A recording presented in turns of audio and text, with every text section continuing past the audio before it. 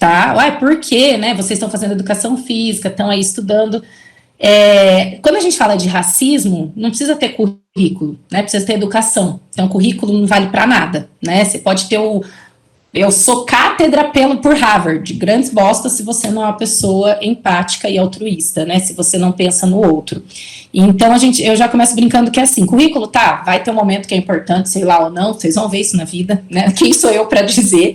Mas eu acho que a gente veio falar aqui das relações interpessoais na sociedade, né? E a gente vê por aí muitas pessoas com currículos 3 vezes melhores que o meu, ou renomados, importantes, e que estabelecem práticas racistas que não nos interessam, né, que não é bacana para a sociedade. Então, independente do que vocês estão fazendo aqui hoje, se é para um certificado, se é para realmente aprender alguma coisa, se é para, sei lá, tem que estar aqui, eu sou obrigado, não sei, né, ou porque realmente gosta de conversar, de papear, de partilhar, eu gosto de trabalhar sempre com isso, de partilhar, é isso que a gente veio fazer aqui, né, porque vocês também terão os currículos de vocês também serão professores, né, eu não sei quem está fazendo licenciatura ou bacharelado aí na educação física, né, como vocês serão profissionalmente, mas independente de como vocês se construirão na parte formação profissional, esse profissional precisa ser empático e altruísta. Então, acho que é disso que eu vim falar. E acabou que, conversando com a Ju, a gente optou por falar do racismo. Sim, existe um lugar de fala aqui que vocês visivelmente estão vendo, né? A gente vai falar disso, porque eu sou uma pessoa negra.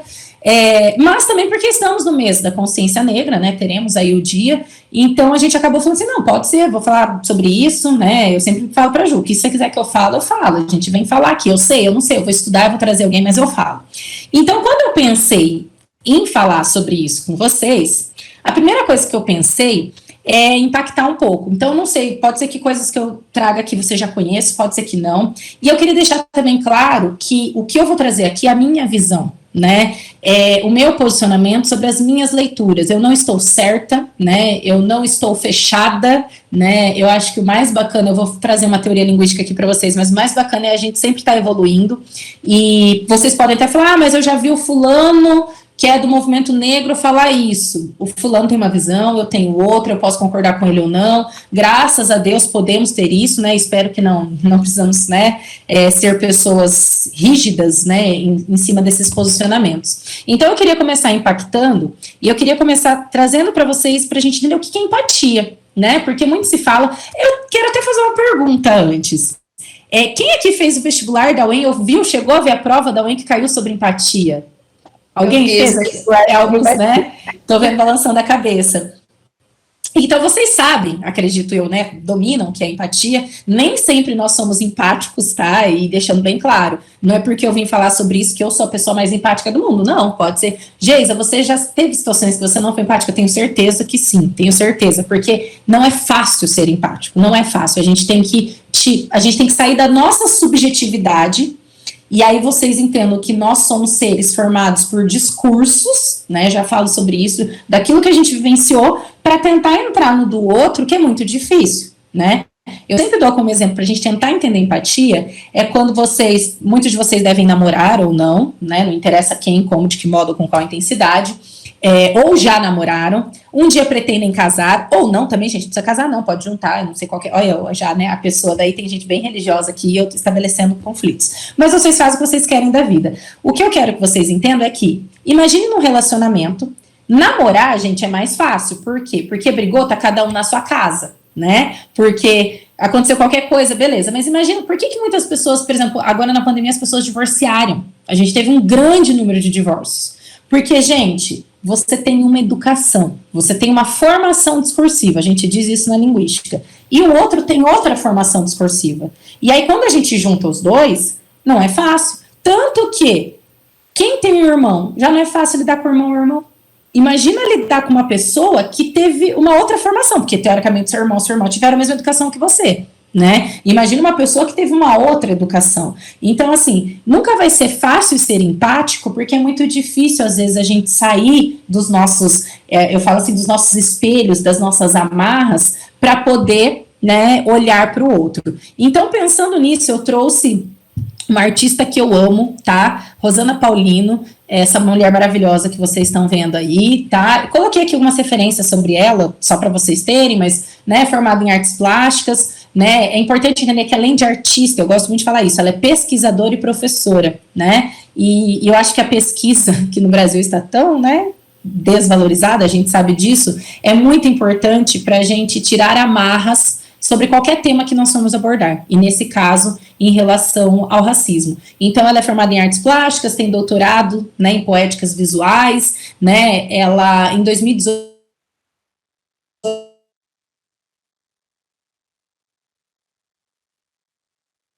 ela ganhou uma exposição, uma obra que eu amo muito, chamada Os Bastidores, não sei se vocês já ouviram ou já viram, provavelmente sim, às vezes para a época do vestibular. Para quem não sabe, bastidor é aquele quadrinho redondo, hoje em dia já tem quadrado, tem vários modelinhos que as avós faziam, alguns de vocês podem fazer, não sei quem aí é prendado, eu sou péssima, né, que são aqueles quadrinhos de madeira com o tecido de, esqueci o nome daquele tecido, mas que você vai bordar, que inclusive está em alta de novo, então você faz bordados, e é uma coisa muito historicamente do âmbito feminino, né, porque historicamente o homem não bordava, hoje ele borda, mas historicamente ele não bordava, né? Vide Rodrigo Hilbert, que faz crochê, borda, tá tudo certo, lindo, maravilhoso. Então, o que acontece? É algo que pertence ao universo feminino, no processo histórico, e é importante quando a gente fala de processo histórico para a gente entender de estrutura, né? Na estrutura social é algo que faz parte do universo feminino. Então, ela pega esses bastidores, né? Ela retrata nesses bastidores mulheres. E aí eu vou deixar primeiro para vocês olharem, que seria basicamente essa exposição dela, né, essa obra dela chamada Bastidores, né. Então, acho que todo mundo já entendeu o que é bastidores, só que nesse caso, né, nós temos figuras impressas ali, né, ela não bordou essas mulheres, né, ela imprime essas mulheres. Eu quero até trazer um zoom, né, para a gente enxergar, e aí a parte bordada, ela tá em certos lugares, né, desses rostos que vocês veem, e eu quero parar assim um minuto mesmo, para vocês olharem para isso, né, e eu quero perguntar para vocês, sim, eu estou fazendo uma dinâmica diferente, eu quero que vocês falem nesse momento, o que vocês sentem quando vocês veem isso? Qual que é o sentimento que vem? Qual que é a sensação?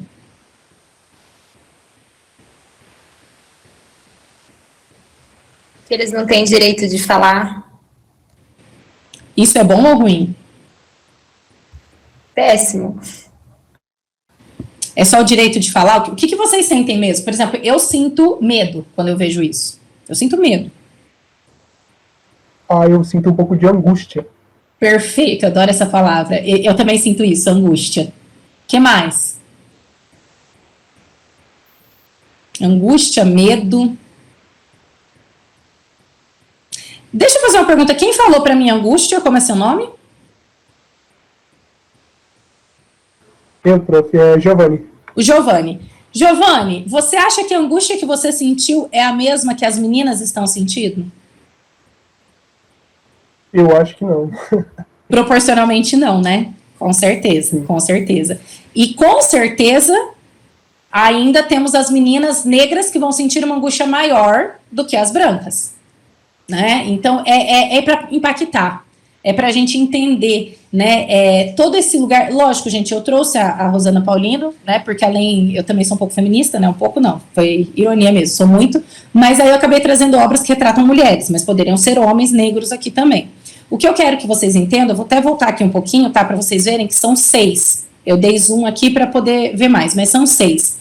Ela pega figuras, ela pega retrato de mulheres que ela não conhece. Não são mulheres que ela sabe se passaram ou não situações e tudo mais. Então é muito interessante que essa obra, ao mesmo tempo que ela oculta, ela universaliza, né? Por que ela oculta? Porque a gente não sabe quem são essas mulheres e o que elas passaram, beleza? Mas ao mesmo tempo ela universaliza porque ela coloca o bordado do bastidor, como, né, como a Ju citou, né, nos olhos, né, na boca, na garganta, né? E são lugares em que você o quê? Oprime, em que você tira a oportunidade da pessoa falar, que você tira a oportunidade da pessoa ver, e esse ver, gente, é adquirir conhecimento, é compreender. Essa garganta, né, que tira a ideia da voz mesmo, do grito, não é nem só da voz, mas é do grito, né? Então a gente vai entendendo essas relações. E eu trouxe essa obra para causar essa angústia, para causar esse incômodo, porque quando a gente fala de racismo, a gente precisa causar incômodo, né? Porque quando a gente fala de empatia, para a gente tentar ser empático, a gente tem que sair da nossa posição fácil, da nossa posição bolha, né? Eu sempre brinco, estourem a bolha, da nossa posição bolha, cômoda, que tá tudo bom, e a gente precisa ir para a posição do outro que sofre essa angústia, né? Que sente essa angústia, que sente esse medo, né? Que sente esse desespero. Então eu precisava que vocês entendessem esse desespero, né? Para a gente poder falar desse racismo em relação ao negro, né? E até uma coisa interessante que eu vou colocar para vocês, eu vou usar a palavra racista aqui, porém é uma palavra que já está sendo repensada, porque a própria palavra racismo, né, não faz sentido, uma vez que cientificamente não temos diferentes raças humanas. Então eles já estão, inclusive, discutindo e debatendo, né, que o termo não seria racismo a ser utilizado. Mas como isso ainda é recente, tá, a gente vai usar a nomenclatura aqui, racismo. E também quero começar a falar com vocês, colocando que, apesar de eu vir falar aqui para vocês sobre isso, eu sou uma pessoa muito privilegiada, né? Eu posso ser negra, mas eu estudei nas melhores escolas, né? Eu fiz universidade pública, né? Eu trabalho em boas instituições que me pagam bem. Então, eu sei que, por mais que eu seja uma mulher negra, né? Eu ainda estou fora do grupo que realmente vai sofrer com isso, né? Então, quando a gente fala de racismo, no caso do negro, né, a gente está falando de um preconceito, né, de uma discriminação que ocorre, né, em relação a esse ser visualmente diferenciado. E aí a gente vai precisar entender, né, os tipos de racismo, basicamente, que a gente tem. Gente, existem vários. Não dá tempo para eu falar de todos, até porque eu já falei para a Ju, eu falo demais. Então eu não vou falar de todos, eu prefiro pontuar os 3 que mais são debatidos hoje na sociedade. Mas a gente vai ter o racismo comunitário, o racismo ecológico, para vocês terem noção, já existe esse nome que tem a ver com a questão de, sim, do meio ambiente e dos grupos que pertencem a esse meio ambiente que é destruído. Lógico que entra o indígena aí, mas que não, e dependendo do negro também, né, quando você tem as regiões quilombolas e tudo mais, você pode ter outros tipos, né, o racismo ecológico, ele pode atingir outros grupos, tá, então nós temos inúmeros tipos de racismo, eu vou ficar em 3 para a gente entender todo esse movimento, tudo que aconteceu, acho que vem acontecendo há anos, mas que a pandemia, como a gente começou a conversa aqui, a pandemia, ela trouxe as redes sociais com muita força, o grito, né, dessas minorias. Então, a gente teve a questão do George Floyd, que foi o primeiro, foi nos Estados Unidos, ok, mas que trouxe um movimento maior. Aí a gente vem para o Brasil com inúmeras crianças, né, morrendo nas favelas em relação a isso, né, a gente vai ter, que eu preciso que vocês entendam, por mais que não pareça, aquele menino que caiu do prédio não é Maceió, mas foi lá no Nordeste, vocês devem lembrar disso, né, que a mãe foi trabalhar em plena pandemia, tinha que descer para passear com o cachorro, enfim. Ali, por mais que tenhamos a questão da desigualdade social, entra o racismo, tá? A gente, nesse momento, né, estamos vivenciando aí situações que vocês devem ter acompanhado, de entregadores de pizza, né, de as pessoas não aceitarem a pizza porque são pessoas negras, né, aqui em Maringá, né, para fechar essa fala, aqui em Maringá, a gente teve aí uma situação que, ok, né, eles não queriam entrar com máscara no estabelecimento, beleza, mas nada justifica o ato violento, e a gente sabe que o ato violento em excesso, principalmente ali, porque já é violento, em excesso, ele está enraizado uma visão, né, ali a gente tem 2 tipos de racismo, né, em relação ao negro e ao imigrante, então, enfim, não tem como eu trabalhar todos os tipos de racismo aqui. Então, eu vou basicamente mostrar para vocês 3, que é aqueles que a gente mais fala. Então, o racismo indireto, também chamado de racismo individual, que é aquele escrachado, é a forma violenta mesmo, é o ataque verbal, né, ou físico. Então, é quando, por exemplo, alguém olha para mim, ou para qualquer pessoa negra, e fala assim, nossa, seu preto fedido, sai daqui, né? É esse ato dessas pessoas que foram receber as suas pizzas e viram, né, os entregadores negros e falaram, não, você não rela na minha pizza que você vai contaminar, né? É, por exemplo, um dos casos que ganhou grande repercussão no futebol, para quem se lembra, o goleiro do Santos, Aranha, né, que vai, né, eles vão realizar um jogo, não lembro se foi final, semifinal, era alguma coisa, um campeonato importante, né, e ele é chamado de macaco, foi um dos primeiros no Brasil que ganhou grande estrutura, grande, né, apoio jurídico e tudo mais, né, então isso ganha visibilidade. Esse é um exemplo, se vocês se lembram da filha do Bruno Gagliasso e da Giovanna Ubach, a Titi, que teve uma mulher, é uma brasileira que mora nos Estados Unidos, sei lá o que ela faz lá, que ela falou assim, vocês vêm falar que essa menina preta é bonita, né, fedida, com esse cabelo, não sei se vocês lembram desse vídeo. Enfim, tô dando exemplos que vocês podem ainda nortear inúmeros outros, né, são exemplos simples, né, são exemplos que infelizmente é aquele tipo de racismo que a gente bate o olho e fala, desculpa, eu não consigo, o racismo direto é aquele que a pessoa que tem respeito pela outra, ela vai olhar para isso e falar assim, olha o que você está falando, não, isso é racismo, pelo amor de Deus, né, esse tipo de racismo, gente, é o racismo que a gente consegue punir de modo mais objetivo e rápido, né, por quê? Porque existe lei prevista para isso, né, então quando ocorre qualquer prática dessa, a gente consegue ir lá, né, fazer o boletim de ocorrência, se tiver um vídeo, se tiver alguma coisa, um áudio confirmando, né, então é um racismo mais fácil de ser punido, apesar de termos a lei, mas sempre termos, né, ainda os bons advogados por aí, que eu sempre digo, né, bom advogado no Brasil não é aquele que sabe lei, é aquele que interpreta a lei e consegue achar brechas, né, para inúmeras situações, então, e aí o bom advogado não quer dizer necessariamente que seja positivo, né, então, esses advogados que vão conseguir, né, livrar essas pessoas aí, que praticaram esse tipo do racismo individual, também chamado racismo direto. Depois a gente tem o racismo institucional.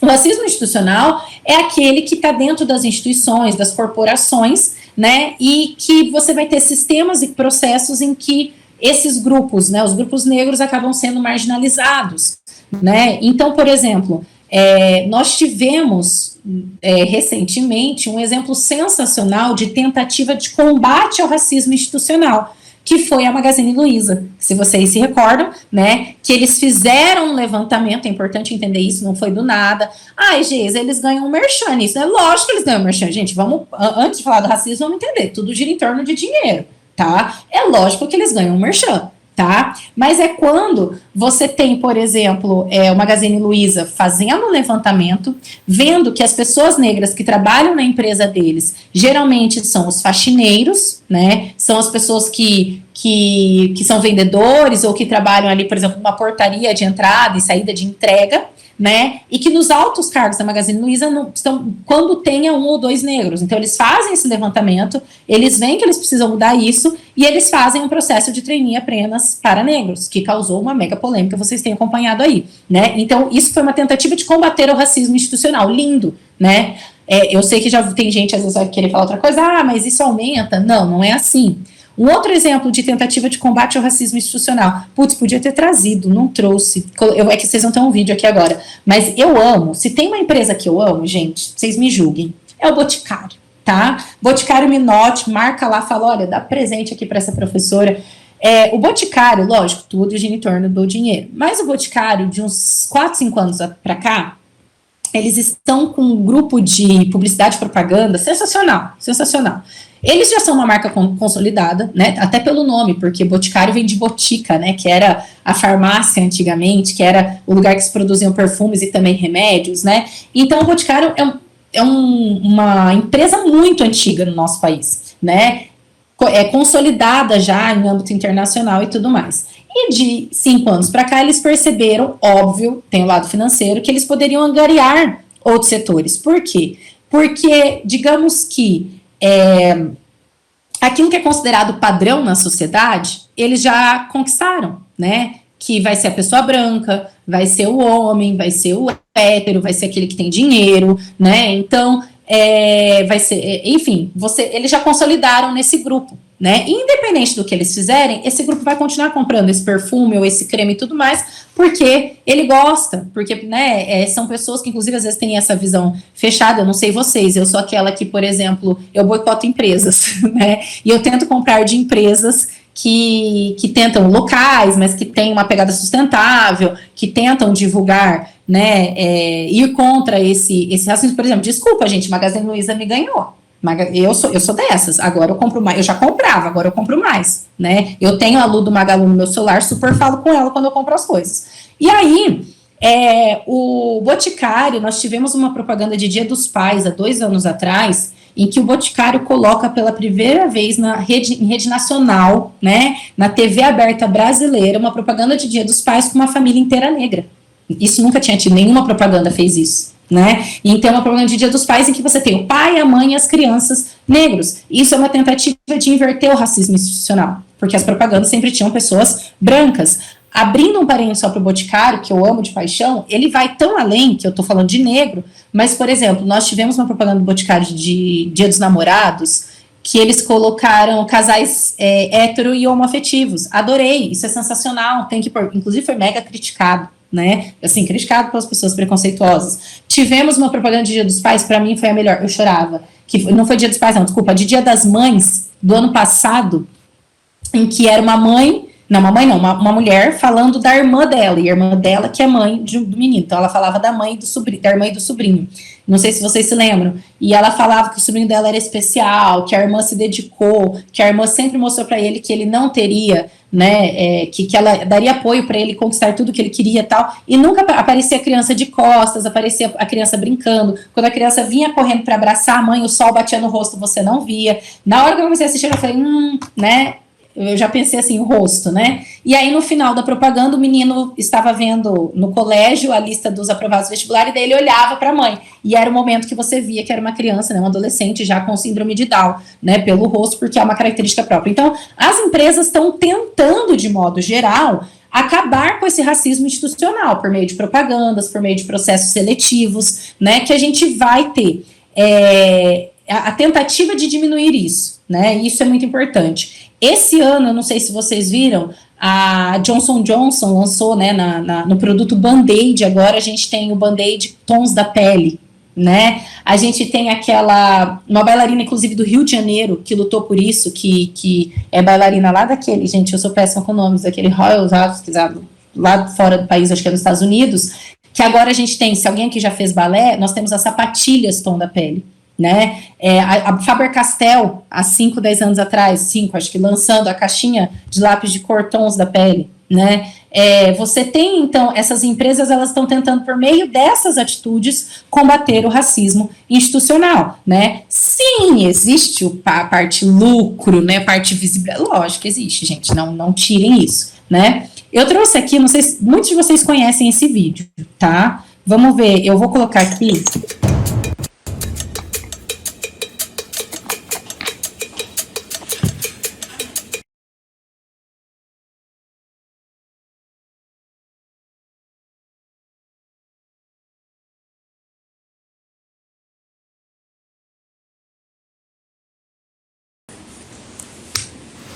Muito obrigado por terem vindo. Eu vou mostrar algumas fotos para vocês e eu queria que vocês me dissessem o que vocês veem nessa foto. Tá atrasado. Tá com pressa. E essa? Ela é designer de moda. Escolhendo uma roupa para ela comprar. Executivo, pode ser na parte de finanças, pode ser na área de RH. Mais uma. Acho que o pai está cuidando do jardim da casa dele. Com certeza ele não tem cara de ser empregado da casa, não. Ele tá limpando a casa dela, tá limpando a pia. Eu achei grafiteira, tem jeito de grafiteira. No grafite é uma arte, não é vândalo, não é uma vândalo.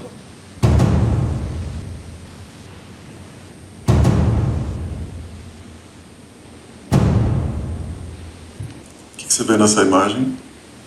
Alguém pichando o muro. Pichadora. E ela? Diarista? Limpando a casa? A empregada doméstica. Um jardineiro. Bom, ele me lembra um segurança de shopping. Um motorista particular. Vendedora, poderia ser uma costureira.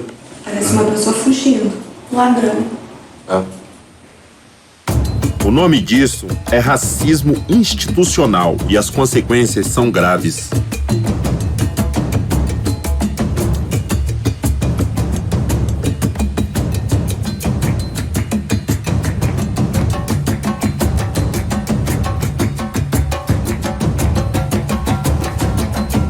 Chega de fingir que é normal. Racismo é crime.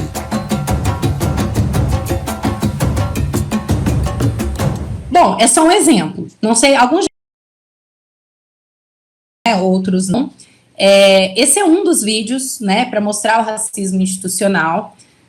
Tem um outro que eu gosto bastante, que até acho que é dentro de um aeroporto, que uma pessoa fala, né, é um negro, ele fala para um branco tudo que ele já ouviu, né, sendo negro. Então ele fala assim, você é uma pessoa tal. E é muito triste porque né, se alguém dissesse isso para você, e aí aquelas pessoas brancas aleatórias escolhidas no aeroporto, muitos começam a chorar, né, porque dói aquilo. Depois eu posso disponibilizar isso para vocês também. E existem inúmeros outros que vão mostrando essas relações. Então o racismo institucional é aquele realmente do visual, né, e que é difícil, gente, porque observe que vocês viram que foi um teste, é um vídeo, lógico que esse vídeo foi pensado para isso, entendam isso, né, mas dá para ver como que tá na cabeça, dentro das pessoas que vão fazer, né, a gente vai tentar uma vaga de emprego e tudo mais, faça uma brincadeira ali e a pessoa pensar isso. E quando a gente pensa no visual, a gente começa a olhar, eu gostaria que vocês olhassem, por exemplo, lógico, graças a Deus existem exceções, mas parem para pensar desde pequeno, nas escolas que vocês estudaram, quantos professores negros vocês tiveram? Parem para pensar, onde estava o negro nas escolas que vocês estudavam? Né? Parem para pensar, quando vocês vão ser atendidos por médicos, quantos médicos negros já atenderam vocês? Aproveitando o curso de vocês, quantos educadores físicos negros nas academias nós encontramos? Né? Estou falando das academias, personal trainers negros. Temos, mas a gente sabe que é um grupo muito menor. Estou dando alguns exemplos, porque infelizmente, por exemplo, quando você vai a uma festa, né, você vai a uma formatura, né, vocês, educação física, vai ter a formatura de vocês, vou dar um exemplo, tá, no Moinho Vermelho, né, onde que tá o negro nessa formatura, né, ele não é o dono, ele não é o chefe que tá fazendo a comida, que tá, né, indicando como fazer aquela comida. É importante deixar claro que em nenhum momento eu tô querendo dizer que a profissão da limpeza, a profissão da portaria não é importante, nós precisamos. Mas isso é tão forte, essa visibilidade, e aí, lógico, gente, a gente vai entrar, por exemplo, nesse racismo institucional. Deixa eu continuar, que eu posso falar mais coisas. A gente vai para o racismo estrutural. É importante entender que tanto o racismo individual ou direto e o racismo institucional, todos são frutos do mesmo racismo, todos, o ecológico que eu citei, o comunitário, tem alguns teóricos que vão falar do primário, secundário e terciário, todos os tipos de racismo estão dentro do racismo estrutural, né, estão dentro, na verdade, e aí eu tô falando de racismo estrutural, se a gente quisesse falar aqui, né, de gordofobia, se a gente quisesse falar aqui de feminismo, né, de machismo, se a gente quisesse falar aqui da questão do LGBTQI+, aí desculpa, eu sempre inverto a sigla, mas, né, de todo mundo lá, se a gente quisesse falar de inúmeras outras problemáticas aqui, tudo está dentro do que a gente chama de estrutural na nossa sociedade, né, que são esses padrões construídos dentro de relações de poder. E aí eu preciso que vocês entendam que tudo envolve relações de poder, né, e aí eu vou um pouco para minha área, né, que é o estudo da linguagem, né, a linguística, e a gente sempre vai estudar, entendam uma coisa, dinheiro é importante, com certeza, né, tipo assim, para essas relações de poder, o trabalho, a posição, ser branco, né, ser homem, certo, ser hétero, enfim, ser magro com corpo escultural, e inúmeros outros fatores aí vai ser importante para a instituição dessas relações de poder socialmente construída há mais de séculos. Mas, se tem uma coisa que fortalece tudo isso, é a linguagem. Né? Lembre-se sempre disso. Existe um linguista que eu amo de paixão que se chama Oswald de Croo, francês, e ele vai falar o seguinte: a palavra, tá? Qualquer palavra mesmo, a palavra por si só é puramente argumentativa. O que isso significa? Que qualquer palavra que você escolha, que você selecione, que você coloque no seu texto, ela traz opinião, porque ela argumenta. Então, às vezes, a pessoa nem percebe que por meio das palavras que ela selecionou para o texto dela, e quando eu estou falando texto escrito, texto falado, post, mensagem, WhatsApp, qualquer texto, né? Qualquer texto que a gente produz, tem a nossa opinião ali. Por mais que você possa falar assim, eu não dei minha opinião, só estou comentando, né? Só estou, tipo, ponderando. Você está dando a sua opinião. Não existe texto sem opinião. Inclusive, quando vocês fazem vestibular, vocês estudam, por exemplo, o gênero notícia. E aí, às vezes, fala assim, notícia não pode ter opinião. Ela não pode ter explícita, mas ela tem. Lembrem sempre disso. Todo texto tem opinião. Quando numa notícia, o jornalista, ao produzir a notícia, faz como manchete assim: grupo sem terra, né, ocupa a fazenda no Mato Grosso. Gente, ocupar é uma palavra que suaviza qualquer relação de poder. Ué, porque ele ocupou, tem um grupo sem terra, coitado, eles estavam precisando, né? Eles estavam procurando um lugar para poder construir, se enraizar, né, produzir, e eles ocuparam essa terra que estava vazia, porque eu ocupo algo que está vazio. Agora, quando o jornal coloca grupo sem terra invade fazenda no Mato Grosso, o jornal já está dando outra visão. Ele está colocando, invadir é crime, está previsto em lei. Quem invade está fazendo algo errado, então esse grupo tem que ser punido, se a polícia for lá prender, tem que prender mesmo. Vocês veem que uma palavra muda toda a interpretação de texto dentro daquelas relações. E isso vale para o nosso dia a dia, isso vale para a nossa vida, né? A seleção que a gente faz das palavras, né, para qualquer conversação, para qualquer relação, né, porque elas instituem relação de poder. Lembrem-se sempre disso. Eu até gosto de falar de um outro estudioso, o Menguenot, junto com o Ducrot também, que ele vai falar que na linguagem a gente tem 2 esquecimentos. Nós esquecemos, né, que tudo que a gente diz não é nosso. E aí que eu quero entrar no estrutural, né? Não, tá, vamos falar desse primeiro. Tudo que a gente diz não é nosso, tá? Tudo que nós dissemos foi ensinado para nós, né? Foi dito para nós em algum momento. Vocês na educação física estudam teorias aí, eu não sei, tá? Não entendo educação física, mas você tá lá estudando tal teórico, o cara que mostrou como que deveria ser o exercício, a prática do músculo e tal. Aí vem um outro, fala que aquele estava parcialmente certo, mas que dá para fazer assim. Aí vem o outro e tal. Observe que todos que vão vindo à frente, né, os contemporâneos e tudo mais, eles tiveram que se embasar no outro, ou para concordar ou para discordar, né, ou para concordar parcialmente, discordar parcialmente, enfim. Então, tudo, né, linguisticamente, as pessoas esquecem que tudo que nós dizemos não é nosso. Alguém disse pra gente, que alguém disse pra essa pessoa e que assim foi passado. Por isso que a gente diz que tudo na nossa sociedade é estrutural, tá enraizado, certo? E a gente tem outro esquecimento. O segundo esquecimento é que a gente esquece que a gente pode falar a mesma coisa de diversas maneiras. Essa fica a dica, momento, né, dica com Geisa Pelissari para relacionamentos, né? Você pode falar a mesma coisa para a pessoa com quem, né, você se relaciona de diversas formas.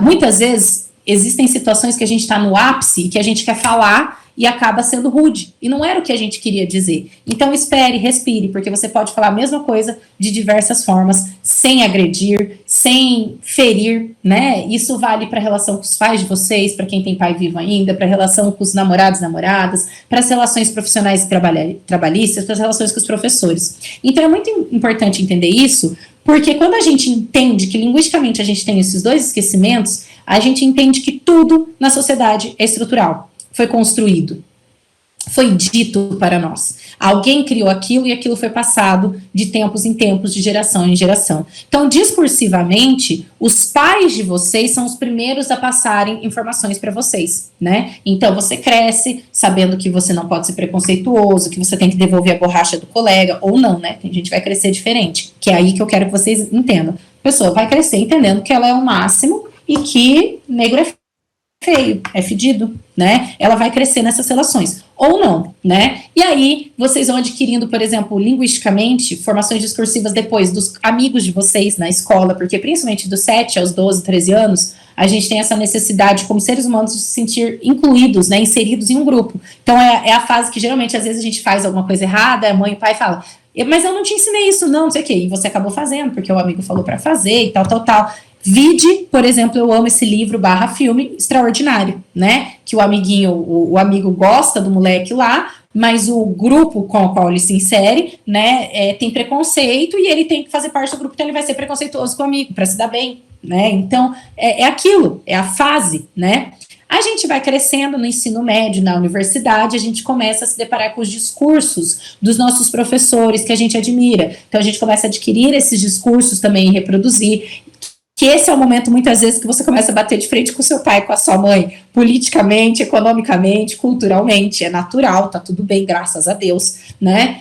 Na universidade também, vocês vão começar a perceber, por exemplo, dentro da educação física, tenho certeza que existem diferentes teorias para a mesma coisa, um defendeu de um jeito, outro defendeu do outro, e vocês vão ter que escolher, né? Não, eu vou trabalhar com isso nesse viés, né? Não, eu vou trabalhar com isso no outro viés, né? Tá tudo bem também, quer dizer que um é melhor que o outro? Não, depende do contexto, depende do referente, depende da pessoa, depende de N fatores, né? Então a gente vai se construindo, aí a gente começa a trabalhar, aí, por exemplo, você pode casar ou não, você vai ter outras formações discursivas, você vai ter filho ou não, você vai ter outras formações discursivas, né? Então, esses discursos, eles vão nos construindo ao longo da vida, né? É por isso que é tão difícil, às vezes, mostrar para uma pessoa branca, com todos os privilégios possíveis, né, que, por exemplo, se diz, eu sou contra cotas, né, e eu sempre, quando uma pessoa fala isso para mim, eu falo, eu também sou contra, eu gostaria que elas não existissem, né, sejam sociais, raciais, indígenas, qualquer uma das cotas, deficientes, né, PCD, né, por quê? Porque realmente seria lindo se tudo fosse por meritocracia, se nós vivêssemos numa sociedade em que todos partem do mesmo ponto de partida e pudéssemos, né, realmente disputar de igual para igual. Porém, a gente não vive numa sociedade assim e a pandemia só aumentou isso. A pandemia só intensificou isso, só mostrou que a nossa sociedade realmente não só é desigual, como aumentou essa desigualdade. Então, essas visões construídas socialmente, e aí essa pessoa branca, eu vou falar do estereótipo criado, tá? Do estereótipo de poder criado socialmente. Então, você tem que ser homem, hétero, branco, rico, né? Adulto, é importante entender isso, adulto, porque não pode ser criança ou idoso, né? Então, se você tá dentro desse grupo, né, você o quê? Você faz parte daquilo que é chamado de branquitude, né, de padrão, de visão do que é perfeito, maravilhoso e lindo. Se você não está dentro desse grupo, né, você já destoou, você é uma anormalidade, né, e aí gera-se, né, essa visão de que, bom, eu tô dentro, eu sou o padrão. Se você não é o padrão, você é menor que eu, né, você é inferior a mim, né, então nós teremos essas relações. É tudo isso que constrói, né, esse racismo estrutural. E aí, no caso do negro, né, porque eu dei outros exemplos em relação ao negro, né, você tem o negro sendo colocado nessas posições subalternas. E aí, o que é interessante? O racismo estrutural, ele é tão difícil, gente, de combater, né, é possível combatê-lo, mas por que é difícil? Porque as pessoas não vão enxergar que elas estão sendo racistas. Nesse momento, eu não tenho problema em partilhar, eu vou colocar experiências que eu vivi, tá? E lembrando que, apesar de eu ter vivido isso, eu não passei 1/3 do que mulheres negras passam nesse Brasil. Mulheres negras pobres, né, não privilegiadas, abandonadas pelo marido, né? Para vocês terem uma noção, falando um pouco de negro em números, né? 2/3 da população carcerária do Brasil é negra, né? Porque é negro que pratica maior número de crimes. Bem feito, o problema é deles. Esse é um discurso racista, né, que não enxerga o racismo estrutural. 75% dos casos de violência obstétrica não são nem relatados, por quê? Porque são sofridos por mulheres, pobres e negras, né, em que você vai ter enfermeiro e médico subindo em cima da barriga e empurrando, em que você vai ter situações no hospital público em que não se dá anestesia nelas, por quê? Porque mulher negra e pobre já passou, aguenta, é forte, né, gente, se vocês forem ler sobre isso, dói, né, para vocês terem uma noção, vou falar um pouquinho de obstetrícia aqui. A obstetrícia, ela foi criada por homens, entendam isso, meninas, ela foi criada por homens. A obstetrícia, ela foi tirada da mulher e produzida pelo homem, porque a gente tinha a parteira, essa era a função, que quem realizava o parto é a mulher, quem realiza o parto é a mulher, quem para é a mulher, não é o médico, né, não é o médico ou a médica também, se for mulher, é a mulher, né, e aí você tinha a parteira, que auxiliava nesse parto. E aí cria-se na medicina a obstetrícia, quem cria são homens, né, e esses homens tiram o ato de parir da mulher, né, então assim, você ainda tem ali o machismo, você tem tudo estrutural, e aí no caso da mulher negra pobre, piorou, né, é o fundo do poço mesmo, é dolorido, né, se vocês forem ler relatos sobre isso, leiam antes de pensar em engravidar, leiam nesse momento da vida de vocês, não sei quem aqui já tem filho, porque eu vou usar um palavrão, desculpa depois se a professora ouvir, é foda, é pesado, tá? Então, são visões construídas, são relações de poder construídas. E aí, por exemplo, situações as quais eu vivi, que as pessoas não entendem que é o racismo estrutural. Quando eu tinha uns 11, 12 anos, eu fui com uma tia minha ao shopping, minha tia branca, né, a minha prima a Andressa estava com 6, 7 anos, se eu tinha 11, ela tinha 7. A minha prima, branca, mas com cabelos escuros, mas branca, cor da pele branca. E a irmã dela, a minha prima mais nova, que devia ter 2 aninhos na época, além de branca, loira do olho verde. Tipo, o bebê Johnson padrão, né? Até a Johnson tá mudando isso. Bebê Johnson padrão, certo? E aí, eu estava do lado de fora com essa minha prima, até porque ela era muito apegada a mim, até hoje, né? Tipo assim, minha tia tinha que sair, meu tio também, eu tinha que trabalhar. Essa prima ficava muito na casa da minha mãe, né? Dos meus pais, é que meu pai já era falecido, então da minha mãe. Mas porque ela era apegada a mim, ela sentia confiança em ficar comigo, eu gostava de brincar, eu sempre gostei de criança, hoje não gosto tanto, assim, só do meu filho, mas brincadeira, é porque eu não tenho paciência para dar aula para criança, mas ok. E então eu sempre tive um apego muito forte com ela. A minha tia entra em uma loja aqui do shopping de Maringá com a minha prima mais velha para provar sapato, e eu fiquei com a pequena no colo, e brinca, e desce, e a gente brinca e tal. E passa um casal, e a minha prima, sem querer, tromba neles e tal, né? E aí eu falei, né, a Alessa pede desculpa, né? E ela, desculpa, todo aquele neném fofinho, né? Aí o casal, ai, que lindo, começando, sabe aquela coisa quando a gente encontra criança, né? Não sei o quê, né? E aí eu sorrindo, olhando, tipo, admirando minha prima e tal. E aí o casal olha pra mim e fala assim, ai, que fofa que ela é. Você é a babá? E aí, olha que interessante, é tão estrutural que, primeiro, eles não precisavam ter dito nada. Eles poderiam simplesmente ter dito assim, né? Se eles quisessem saber, você é o que dela? Ok, eu sou prima, eu sou mãe, eu sou tia, eu sou babá, tudo bem, né? Porque, lembra que eu comecei falando? Linguisticamente, a gente esquece que existem várias formas de dizer a mesma coisa. As pessoas esquecem de como perguntar as coisas, já que elas querem saber, né? E aí, eles poderiam ter dito isso, eles poderiam ter ficado quietos, afinal, o que eles têm a ver se eu tô com a menina ou não, né? Se eu tô brincando, se a menina me respeita, eu não sequestrei, não é verdade, né? Ou, no máximo, assim, ai, que fofa, quantos anos ela tem? Você vai por outra forma, quantos anos ela tem, né? Vocês estão aqui, sei lá, você vai perguntando outras coisas, né? Enfim, ela já vai pra escola, e a pessoa vai dando essas respostas. Por exemplo, eu como adolescente ali, um adolescente, 11 anos, eu nem sei o que eu responderia, né? Eu diria assim, ela vai, minha tia que leva, pronto, já entendeu que é minha tia, minha prima, enfim, né? E essa pessoa, então esse casal pergunta, né?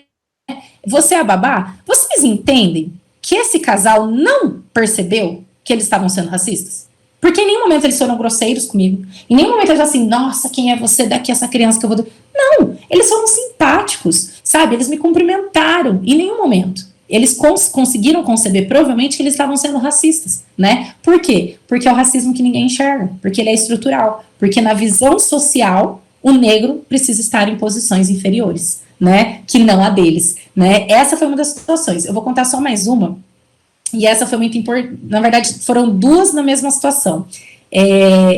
Quando eu tinha uns 18 anos, eu já estava no curso de letras, não lembro, mas o meu primo ia muito mal em português. Ele estava no segundo ano do ensino médio, e minha tia, ai, Geisa, você não vem aqui numa quarta-feira, você não vem aqui hoje à tarde, você pode?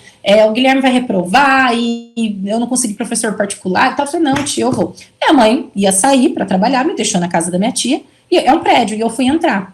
No que eu fui entrar, né, eu cheguei na portaria e falei, eu vou na casa da Terezinha, era uma pessoa que estava na portaria, era nova, porque os outros porteiros me conhecem desde pequeno, porque eu vivo na casa dessa minha tia, porque ela tem uma prima da minha idade, uma filha da minha idade, que é minha prima irmã. E aí, eu olhei pra portaria e falei assim, eu vou na casa da Terezinha e tal, e a moça, beleza. No que ela fala, beleza, ela vai pegar pra interfonar, ela olhou pra mim e falou assim, enquanto ela guarda, você é a nova diarista da Terezinha? E aí, observem que é tão estrutural, tá, que até uma pessoa que trabalha, né, vamos colocar assim, daquele número de preconceito. Então, uma pessoa que é vista socialmente também com preconceito, poxa, portaria, ganha mal, né, é uma classe média baixa ou baixa, né, até essa pessoa que está lá embaixo, ela vai olhar para o outro, né, ela tem que rebaixar, porque essa pessoa negra não pode estar igual a ela. É o racismo estrutural, que muita gente não enxerga, que muita gente acha exagerado. Tanto, gente, para quem não sabe, eu amo Djamila Ribeiro. Aí deixa eu perguntar uma coisa, peraí, quanto tempo eu tenho? Eu tô terminando, mas quanto tempo eu tenho? Porque eu falo demais. Pode terminar, prof, tem ainda mais 15 minutinhos. Tá. Você já deve ter ouvido falar de Djamila Ribeiro, né? Ela tem livros, e não só ela, existem inúmeras mulheres nisso, que a gente vai ter, meninas, agora, o feminismo negro. Mas pra que eu preciso ter o feminismo negro? Feminismo é feminismo, pra que feminismo negro? Porque as próprias mulheres brancas sem perceber estruturalmente, vão promover também o racismo, né, em relação ao negro. Então, existe nesse processo essa busca pelo feminismo negro, né, porque essa mulher vai ser colocada para baixo. Eu costumo brincar, gente, que em relação ao racismo estrutural, de modo geral, no contexto grande, e aí puxando para o negro, vocês devem ter ouvido falar já de um conto que eu amo de paixão, do... Ixi, eu sempre confundo, é do Monteiro Lobato. Eu acho que é do Monteiro Lobato, se eu estiver falando errado, podem me corrigir. Negrinha. Vocês devem ter estudado ele para o vestibular, já ouviram falar. Eu costumo brincar que o Monteiro Lobato coloca na Negrinha todas as minorias, só faltou colocar que a Negrinha era lésbica ou trans ou alguma coisa assim, né? Por quê? Porque a Negrinha é mulher, ela é negra, ela é pobre, né? Ela é criança, não é adulta, né? E no caso ali, ela tem a liberdade ceifada porque ela é filha de escrava. Ela não é escrava, mas como a mãe ela acaba sendo escrava, né? Então só faltou colocar outras minorias ali nesse grupo, né? Colocar ela como um PCD, né? Como portador de deficiência, né?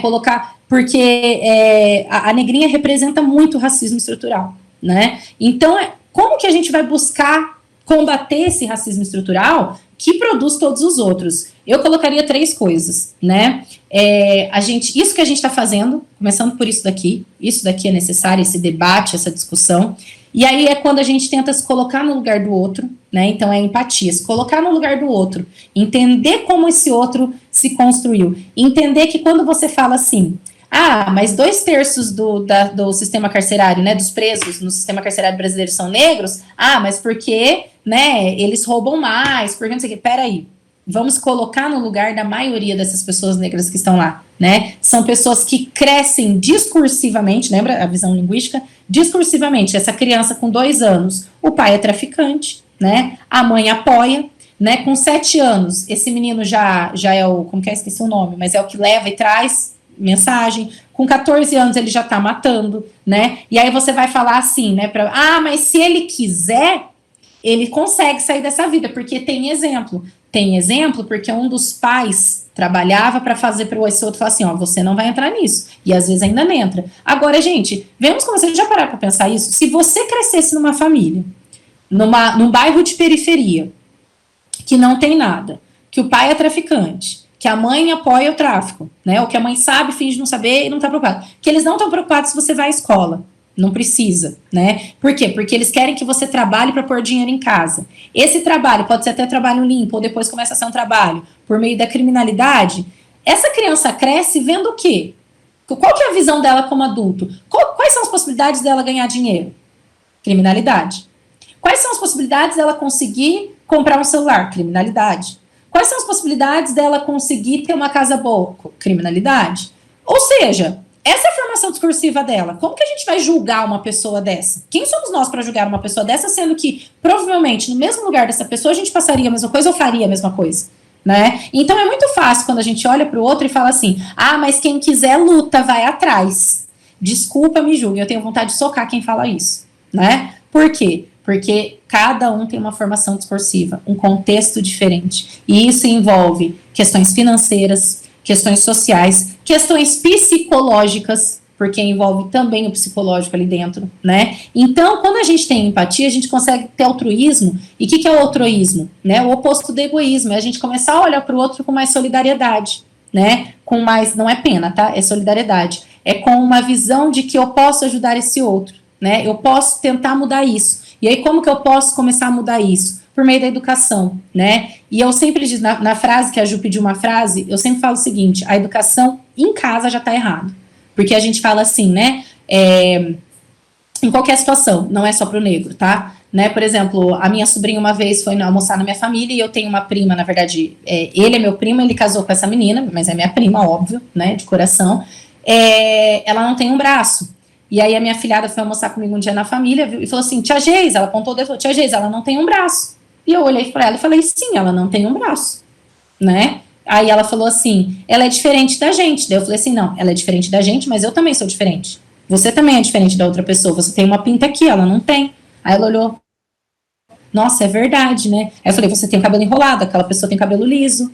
Todo mundo é diferente. Não interessa, tem diferenças que a gente enxerga mas nitidamente tem diferenças que não, mas todos nós somos diferentes, porque aí é ensinar para as crianças que nós somos diferentes, essa coisa de propaganda do governo, somos todos iguais, respeitem, não, somos todos diferentes, é aí que está a educação, na família, nas escolas, né, nas instituições, né, entre vocês amigos, esse discurso que precisa mudar, de entender que sim, somos diferentes, graças a Deus, ainda bem, isso que nos torna seres individualizados e mais importantes para cada um.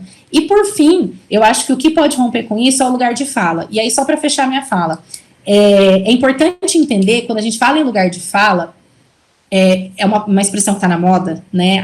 Eu vou chamar a Geisa porque é o lugar de fala dela, eu vou chamar o fulano para falar de homofobia porque é o lugar dele, eu vou chamar o ciclano. É importante isso? É importante, sem dúvida, continuem fazendo isso. Mas o mais importante é que vocês entendam, muitos de vocês que aqui estão, que existem momentos em que vocês estarão em grupos em que nesse grupo não tem o negro.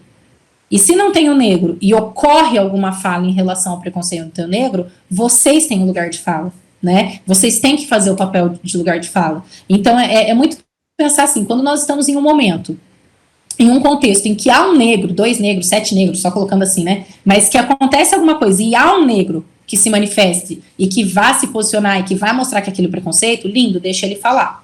Depois que ele termina de falar, você pode até falar. Posso acrescentar? Com certeza. Agora, se não há esse negro, e é importante entender que o racismo está onde? No lugar onde o negro não está.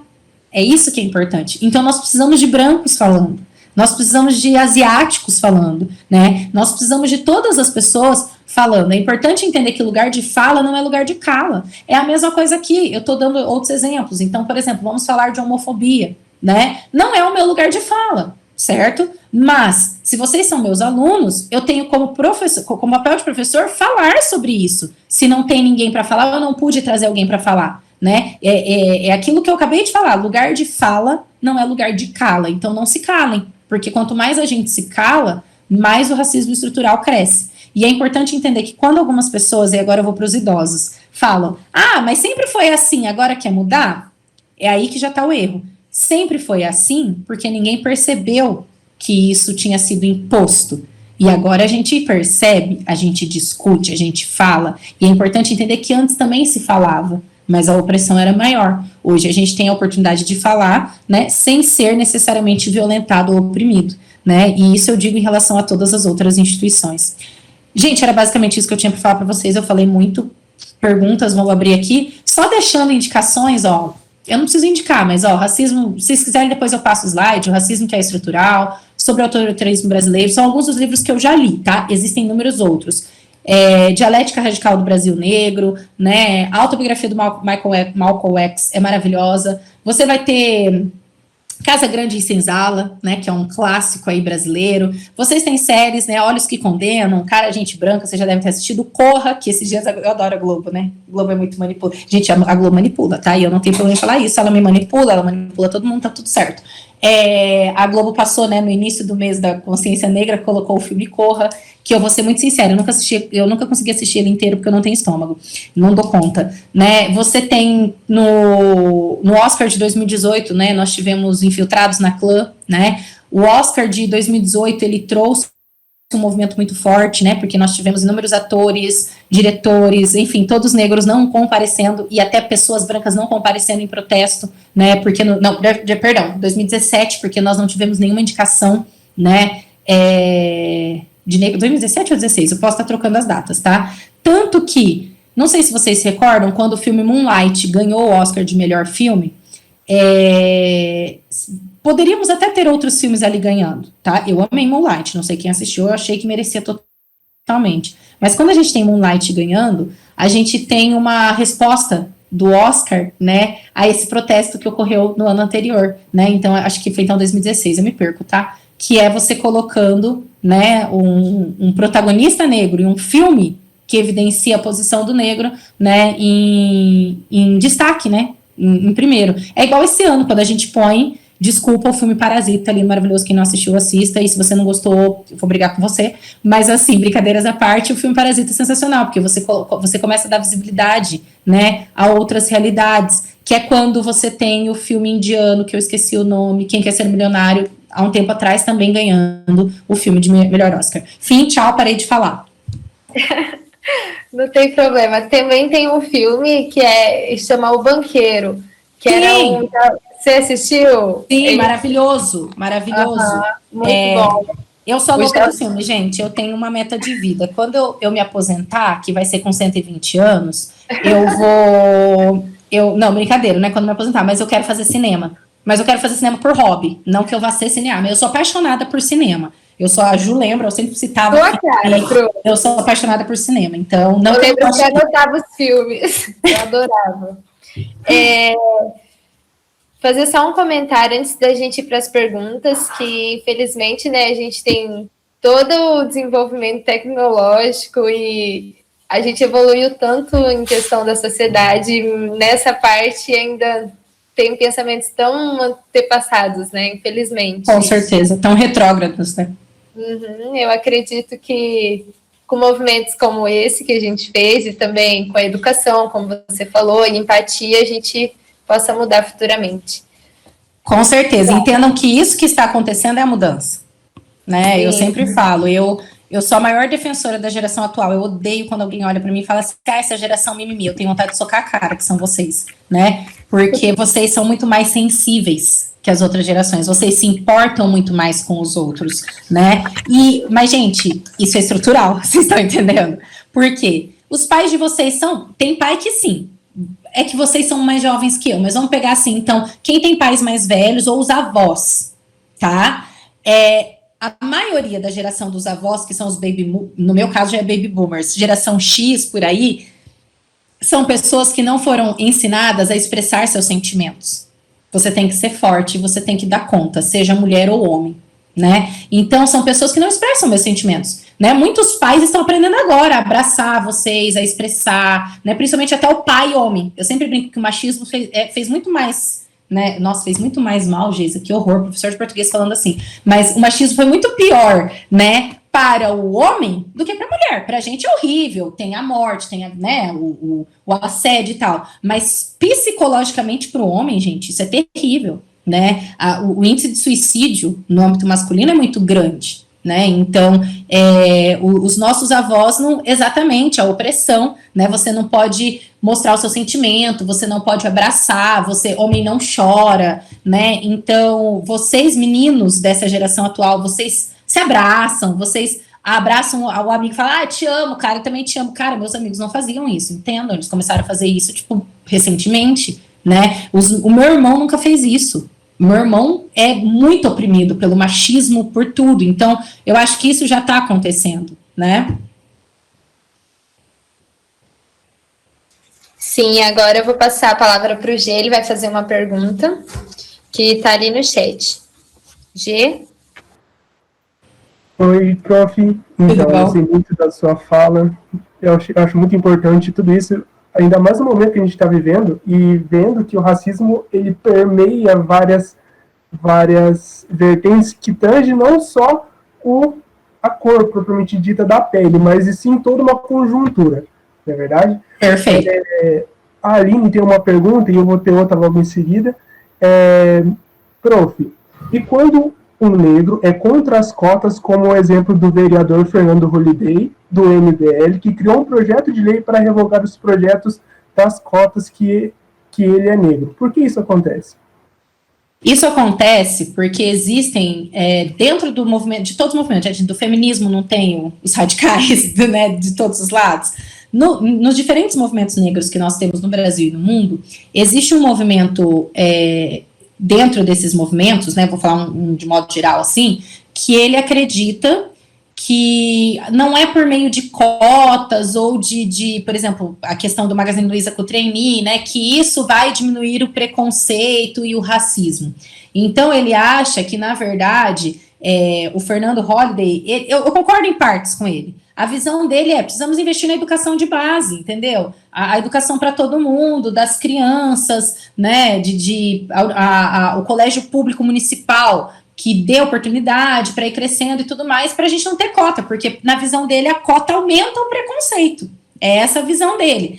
Em parte, se você for pensar por esse raciocínio, ele não está tão errado, digamos assim, né? Porque a ideia da cota aumentar o preconceito, então você dá cota para esse grupo e aí você acaba segregando mais, certo? Só que a gente precisa entender que daí existe uma grande problemática em relação ao sistema de cotas no mundo, não é no Brasil, no mundo, no Brasil mais. O sistema de cotas, ele surge no mundo, tá, gente, como uma visão paliativa. O que é paliativo? Eu vou fazer isso por enquanto, até eu melhorar isso daqui. Melhorou, eu termino com isso. Para quem não sabe, as cotas surgem, basicamente, assim, não que surge assim, surgiu lá e lá divulgou para o mundo inteiro, mas ela surge inicialmente na Índia, tá? O sistema de cotas nas empresas para os Dalits. Vocês lembram do Caminho das Índias? Dos Dalits, né? Porque o Dalit é visto como uma casta que é lixo, né? Para quem não assistiu, eu assisti a novela, não me julguem, eu assisto novela, minha avó me ensinou e eu não tenho problema com isso. Eu falo que tem novela brasileira que é melhor que seriado norte-americano, então o povo vem falar mal de novela brasileira, eu defendo. E aí, você vai ter os Dalits sendo inseridos, né? Uma tentativa de tirar essa visão de o Dalit ser lixo, ele merece apanhar, ninguém pode casar com Dalit, você não pode relar. Os Dalits eram vistos assim, não pode relar. Depois, na Austrália, a gente tem as cotas para os aborígenes, né? Porque a gente precisa inserir esse grupo também, que seriam os nossos indígenas, certo?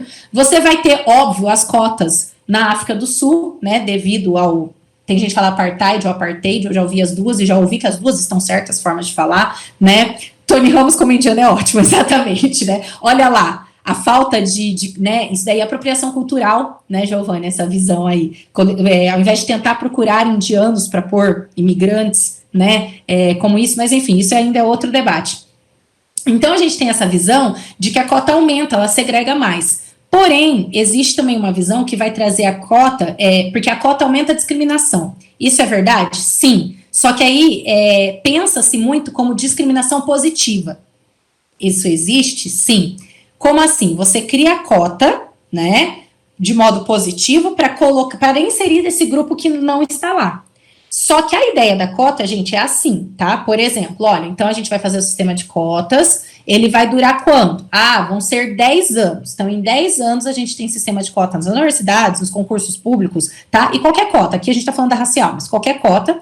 E em 10 anos, eu invisto no setor que gera essa problemática. Então, por exemplo, eu falo que seria lindo, que é a visão do Fernando Holly. Não pode ter cota, a gente tem que investir na educação de base. Melhorou a educação de base? A gente vai para a educação fundamental 1, fundamental 2, ensino médio, universidades. O problema é que, vocês entendem que isso leva 50 anos? E aí, em 50 anos, nós temos um grande grupo que não conseguiu se inserir.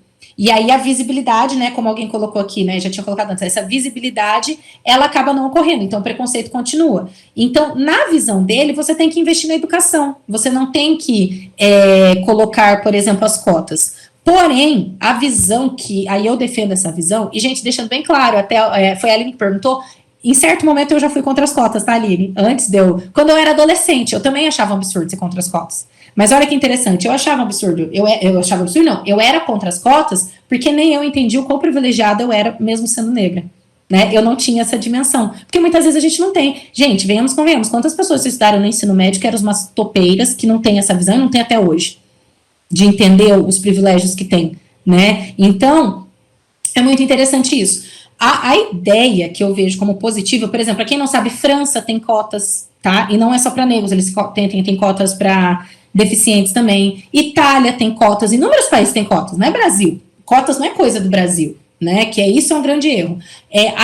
A ideia, o grande problema no Brasil é que foram criadas as cotas, independente de qual, no caso aqui a racial, e não tem prazo para terminar. Aí eu discordo. Aí, assim, eu acho que tem que ter um prazo, eu acho que tem que ser uma medida paliativa, né? E aí, pensando no âmbito educacional, para quem não sabe, por exemplo, eu li isso em 2006, quando entrei na faculdade, mas acho que foi em 97, 96, a Finlândia, gente, todo mundo sabe que é a Finlândia. A Finlândia tinha o IDH atrás do Brasil. Não, desculpa, 97, mas não, 87, 86, a Finlândia tinha o IDH atrás do Brasil. Bom, se a gente é ruim, vocês imaginam a Finlândia naquela época, né?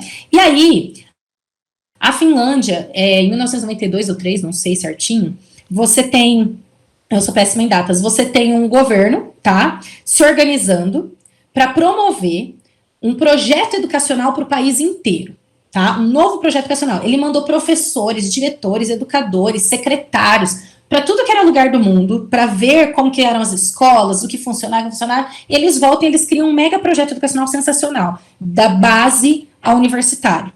Tá? Eles criam esse projeto, assim, foi durante 2 anos discutido, implementado e tal, só que o que foi escrito nesse projeto, que eu acho isso lindo, que é isso que falta no Brasil, nós tivemos bons projetos educacionais, tá? Nós tivemos FHC como um projeto educacional, Lula como um projeto educacional, a Dilma só manteve mudando algumas coisas, e desculpa, me julguem, eu não gostei muito da Dilma, tá? Então, enfim, o Michel Temer mudou uma coisinha aqui, melhorou uma coisinha aqui, mas também tivemos algumas coisas positivas.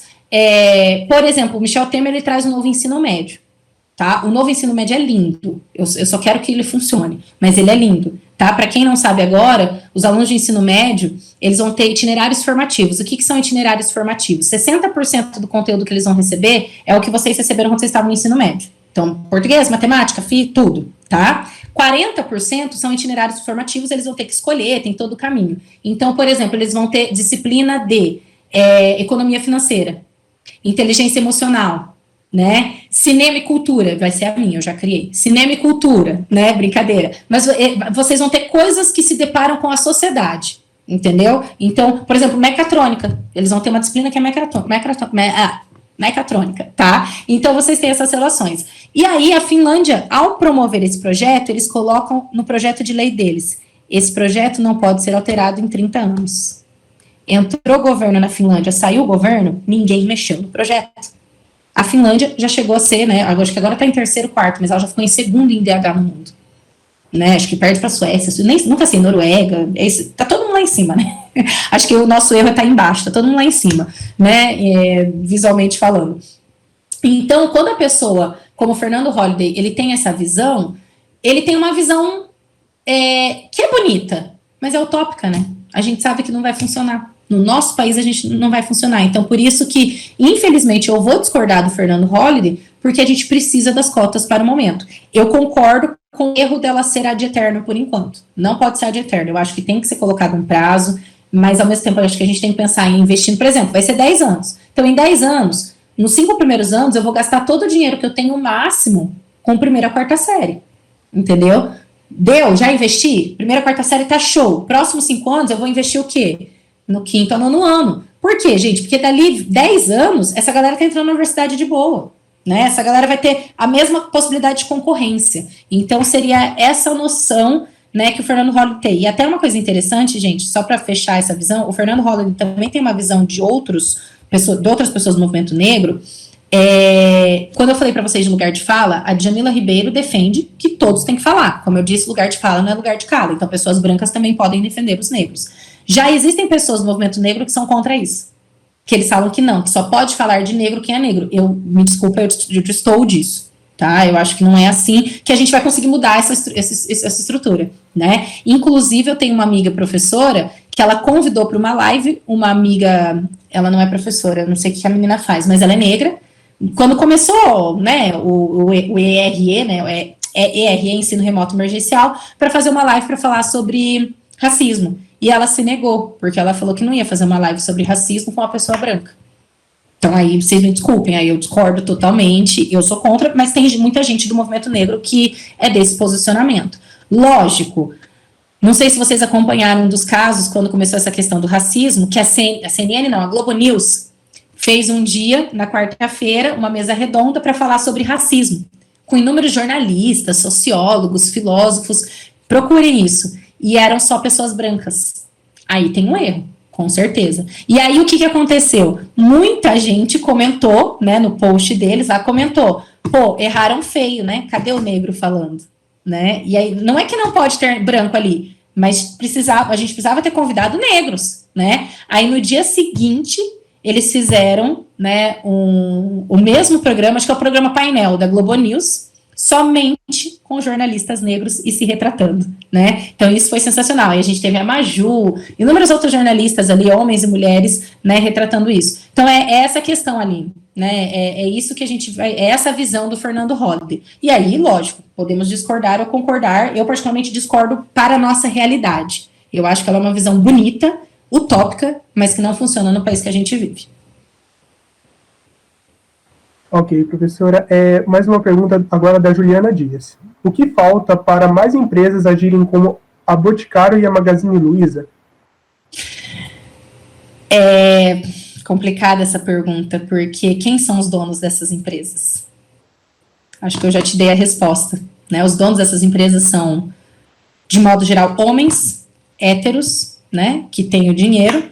Então, falta para eles, né, entenderem a importância que essas empresas têm socialmente, porque, gente, quando eu falei de manipulação da Globo e tal, entendam, novamente eu vou entrar em linguística, todo mundo, tudo manipula, eu estou manipulando vocês agora, tá? Vocês podem aceitar ou não, mas eu estou manipulando vocês, certo? A manipulação, os pais de vocês manipulam vocês, ou não, né? Vai até certo ponto. Vocês manipulam seus amigos, né? É importante entender que manipulação não é algo ruim, tá? Agora, quando nós temos a manipulação negativa, tóxica, com certeza, tá? Então, assim, essas empresas, elas manipulam o setor, né? E principalmente por meio das propagandas. Propaganda é uma coisa muito importante para a sociedade, dá visibilidade. Falta, Juliana, eu acho que conscientização, eu acho que entender, porque assim, eu vou jogar o nome de uma empresa aqui, tá? Se vocês colocarem essa aula na internet, eu tô ferrada, mas assim, brincadeiras. Juliana, vou dar uma empresa que tá com o Boticário e com a Magazine Luiza para você entender a problemática de por que tem tantas empresas que ainda não façam isso. A Van. Vocês lembram do dono da Van durante a campanha do Bolsonaro?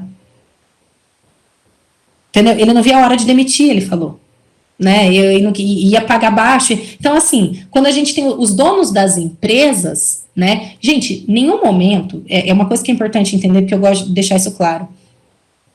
Quando a gente fala que eu falei de dinheiro, capitalismo e tal, dinheiro é importante, tá? Eu acho que a gente precisa desmistificar isso também na sociedade. Essa coisa de, por exemplo, quem tem dinheiro ou roubou, né? A gente tem essa visão, nossa, a pessoa tá rica, esse daí tá fazendo alguma coisa errada, porque não tinha... Não, as pessoas trabalham para conquistar o seu dinheiro. O dinheiro é bom, a gente tem que buscar isso, tá? Só que, como a gente estava falando assim, nem todo mundo tem as oportunidades para conseguir buscar esse dinheiro. Vocês têm, vocês estão tendo, né? E vão ter, mas a maioria não tem. Então, quando a gente tem, Juliana, as empresas que são empresas, a maioria dessas empresas, como Boticário e Magazine Luiza, são empresas patriarcais.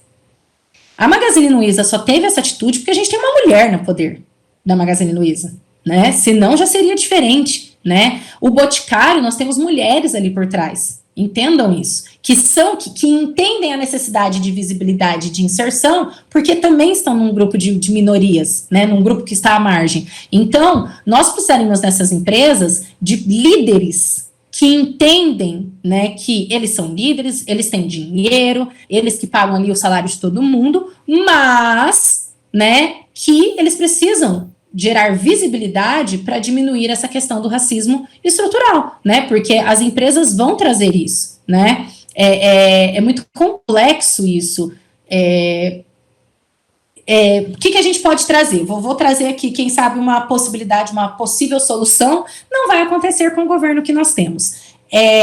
Mas, Juliana, uma possível solução seriam políticas legislativas, tributárias por parte do governo para essas empresas. Então, a empresa que praticar esse tipo de campanha vai diminuir o pagamento de certo imposto. Pronto, você vai ter um monte de empresa fazendo, né? Só que, por exemplo, o atual governo, ele não faz isso e não vai fazer. Inclusive, ele tirou certas políticas que existiam. Por exemplo, essa questão de o jovem aprendiz, né, quando se contratam adolescentes e tal, foi totalmente remodelada no governo Bolsonaro. Então, é complicado, porque para a gente ter empresas agindo assim, a gente precisa que governantes ajam assim, né? A gente precisa que os grandes líderes ajam assim, né? Porque, como eu disse para vocês, tudo é reproduzido discursivamente. Eu sempre digo o seguinte em relação ao Bolsonaro.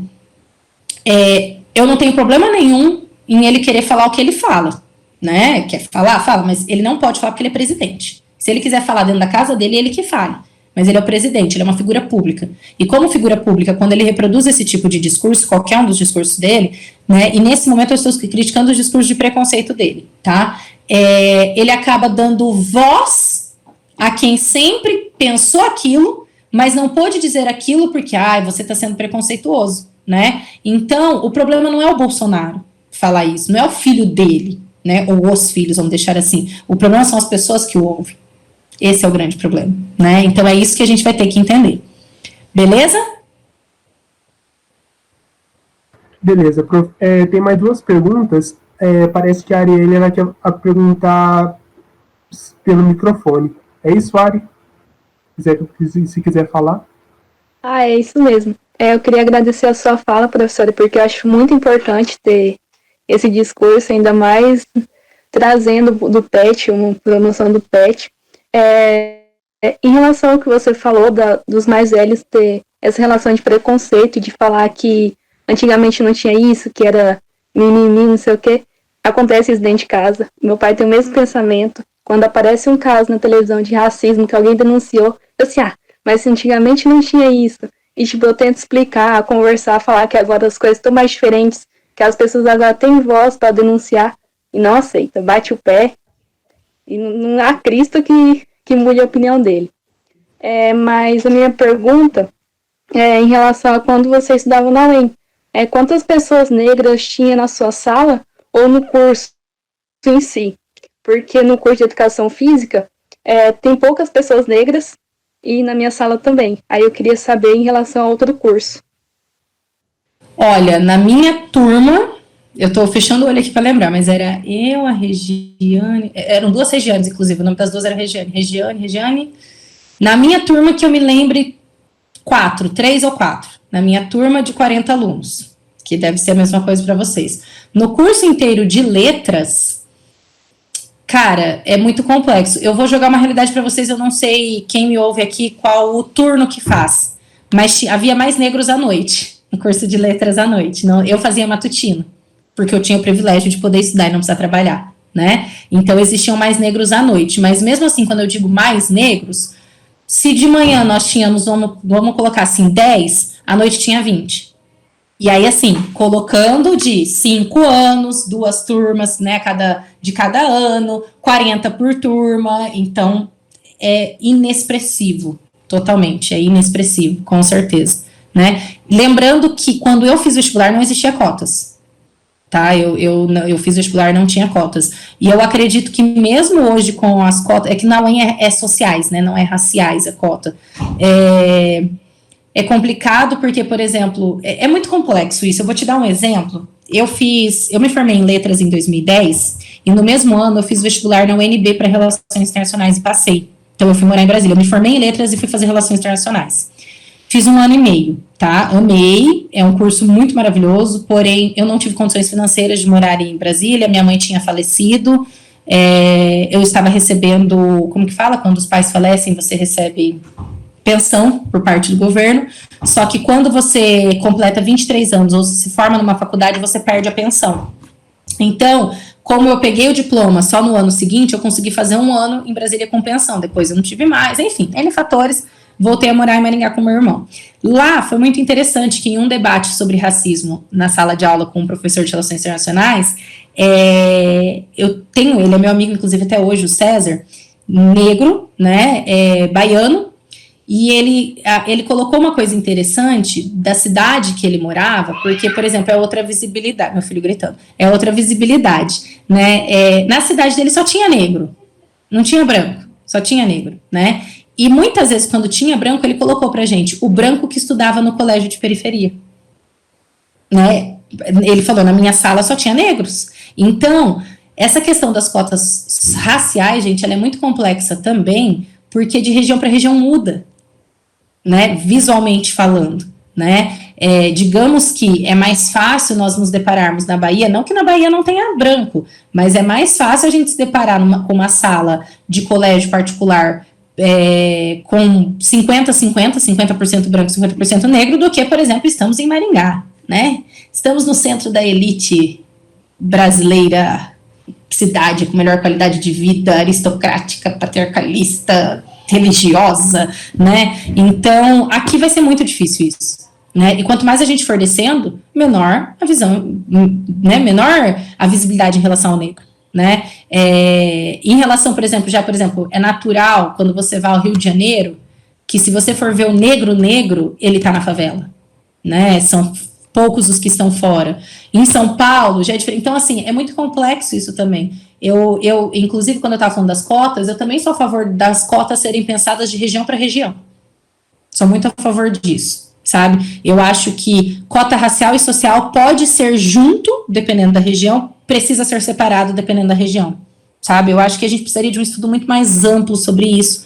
Porque, por exemplo, aí você vai para o Acre, aí você vai para Belém do Pará, você não precisa tanto de cota para negro, você precisa de cota de indígena, tem que aumentar o número de cota do indígena, entendeu? Então, eu acho que a ideia da cota, né, que nem a Aline comentou ali também, que eu estava contando, ela é necessária para o momento. Não é a cura, mas ela é necessária para o momento.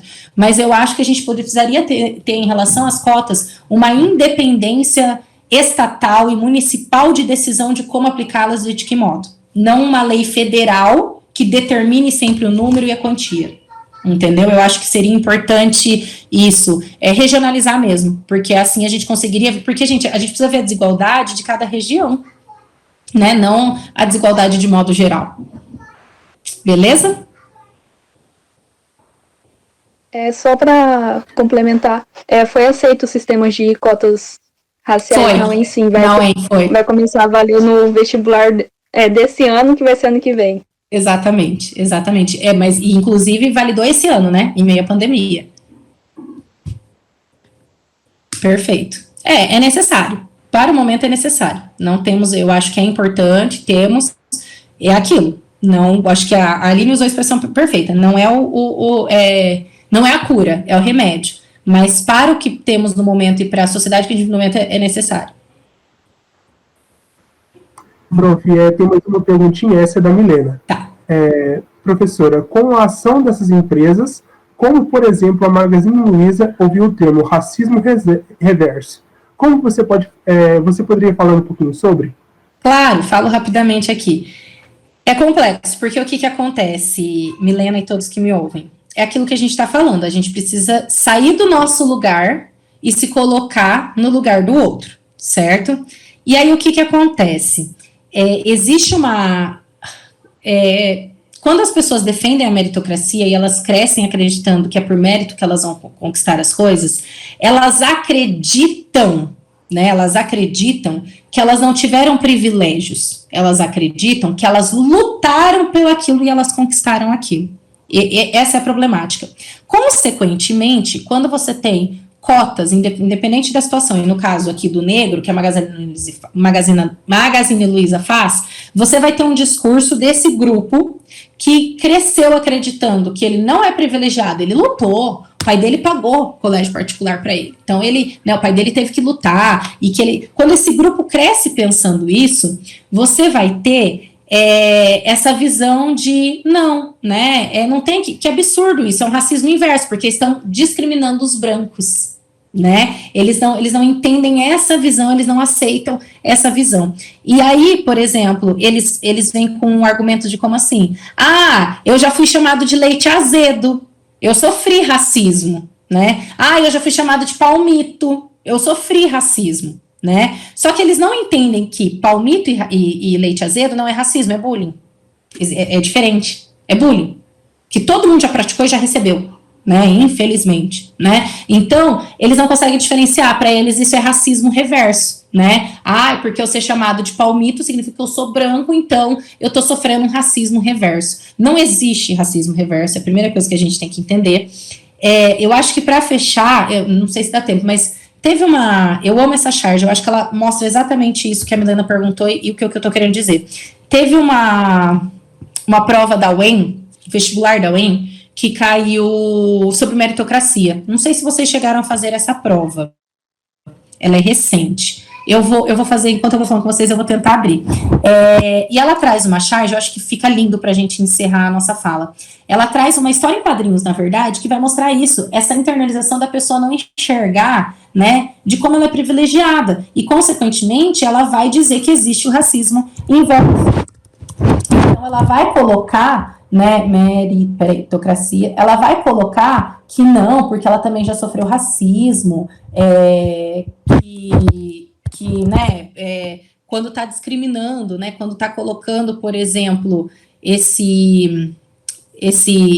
essa prova, né, esse trainee somente com negros, você está, né, discriminando os brancos, então você precisa, né, também ter, por exemplo, um trainee só para brancos, né, ai que saco, peraí, a meritocracia, achei, vou compartilhar com vocês, só para a gente encerrar a fala e acho que fecha com chave de ouro, assim.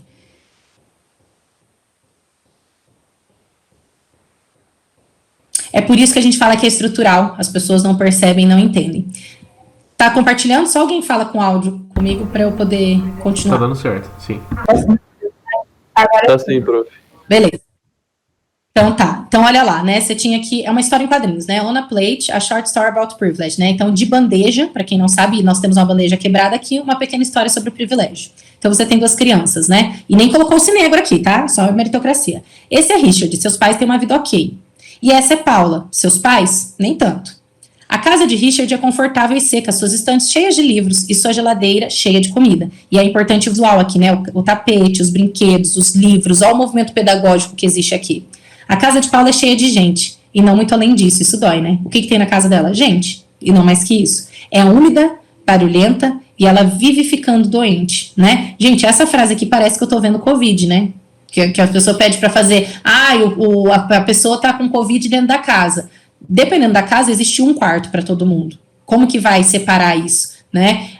No curso de arquitetura se estuda conforto térmico. Conforto térmico é importantíssimo, não só para a saúde física, como mental e intelectual, saibam disso. Tá? O conforto térmico dos 0 aos 6 anos é importantíssimo para a criança desenvolver o intelecto. Olha como isso é importante. Os pais de Richard farão qualquer coisa pelo garoto deles. Boa, garoto, gênio, né? Então, estão estimulando o ensino. Assim como os pais de Paula. Por isso, eles trabalham 2 expedientes. E aí você vê ela com refrigerante, a gente não sabe o que ela está assistindo na TV. Olha a formação discursiva. Como que eu vou, se a Paula virar traficante, como que eu vou julgá-la? Quem sou eu para julgar? Eu não sei qual que é a formação discursiva dela, a vida dela, a vivência dela. Richard frequenta uma boa escola, boa estrutura, bons colegas, os professores gostam do que fazem, né? Todo mundo feliz, tal, livros. Na escola da Paula, as salas estão abarrotadas, não há investimentos suficientes, os professores estão fatigados e estressados. Cara, eu preciso de um emprego novo. Isso me lembra, sabe aquele seriado da Globo, que eu esqueci o nome, mas é sobre escola, maravilhosa, que inclusive o nome da escola do seriado é Carolina Maria de Jesus, né, que escreveu Quarto de Despejo, que é um livro maravilhoso, quem não leu, leia. É o retrato de uma favelada, totalmente. Então, às vezes, entenda porque as expectativas para Richard, 7,5, precisamos de um professor particular para você, porque 7,5 é ruim, sejam um pouco diferentes daquelas para Paula. 7? Nossa, nada mal. E durante todos os anos, essas pequenas diferenças, então os pais pagando a faculdade, ele tem um computador, ele está comendo uma pizza, ele está estudando, né? A Paula está lavando, né, louça, alternando trabalho e curso técnico, ainda assim com dívidas, né? Começam a acumular e se transformar em algo maior. Então, essas pequenas diferenças se transformam em algo maior, né? E aí, é isso que é importante. A pessoa branca não enxerga muitas vezes isso, né? A pessoa que teve esses privilégios aqui. Então, o pai fala, eu tenho amigos que trabalham lá, vou dar uma palavrinha, você vai conseguir esse estágio. Valeu, pai. Ok, né? Você deveria estar terminando seus estudos, não tomando conta de mim. Pai, você está doente, né? E aí, continuação. E porque cada pequena diferença passa despercebida. Sim, o empréstimo foi aprovado, parabéns para o Richard. Olha, a gente simplesmente não tem como lhe ajudar. Já tentou uma empresa de financiamento? Então, talvez o Richard comece a acreditar que ele merece estar no topo. Era aqui que eu queria chegar para encerrar. Ele começa a acreditar que ele merece estar no topo. É aí que está o problema da sociedade. Que é tudo fruto do trabalho dele, né? Ah, você é o garoto do Roger, não é? Ouvi coisas boas de você, vou ficar de olho. E talvez Paula comece a se acomodar. a saber reconhecer o seu lugar. E isso que dói também, porque essas pessoas vão levando tanta paulada que elas entendem que o lugar delas é ali, né? Como faxineira, como porteiro, que elas não têm oportunidade, né? Que elas nem podem. Tanto que tem muito negro, às vezes, pobre, gente, que eles têm até medo, às vezes, já reparou, de pedir alguma coisa para você, tal, porque ele vai se reconhecendo nesse lugar que foi imposto socialmente. Isso é um absurdo. Ok, você conseguiu a vaga, mas eu estou lhe vigiando, hein? Ó o olhar. Gente, a importância de um olhar. Olha como o olhar aqui é diferente desse olhar, né? E aí, só para fechar, vocês viram que todos os quadrinhos estavam separados, eram cenas diferentes. Comece a observar o quadrinho 11. O que está acontecendo nesse quadrinho 11, né? E aí o narrador fala, mas eu espero que não. Ou seja, eu espero que o Richard não acredite que ele merece estar lá, e eu espero que a Paula, né, não acredite que ela deva reconhecer o seu lugar. E aí nós temos uma festa para o Richard, né? Qual o segredo para o seu sucesso? Né, o Richard fala. E a Paula está trabalhando na festa, né? Com licença. E aí o Richard fala, menos choro e mais trabalho. É como digo, estou cansado das pessoas pedindo por ajuda. Ninguém nunca me entregou nada de bandeja, né? E quem está entregando a comida para ele de bandeja? A Paula.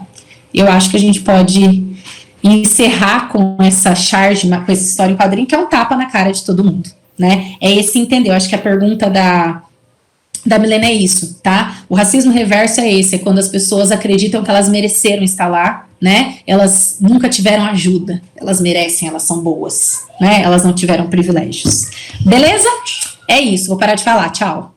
Beleza, prof, foi perfeita a sua fala. Você contribuiu muito hoje, acho importante a gente discutir esse assunto. E eu quero agradecer em nome do PET, mais uma vez, por você ter aceito o convite. Foi muito gostoso estar aqui com vocês. Eu sempre gosto de fazer, assim, eu acho que é muito mais um papo, uma conversa, do que literalmente uma palestra, né? Um conteúdo assim. E estou à disposição para outros convites, quem sabe, né? Acho que esse ano ainda não, mas ano que vem, quando vocês precisarem. E também, quem quiser trocar uma ideia, só chamar lá nas redes sociais. Eu sou super de boa com isso.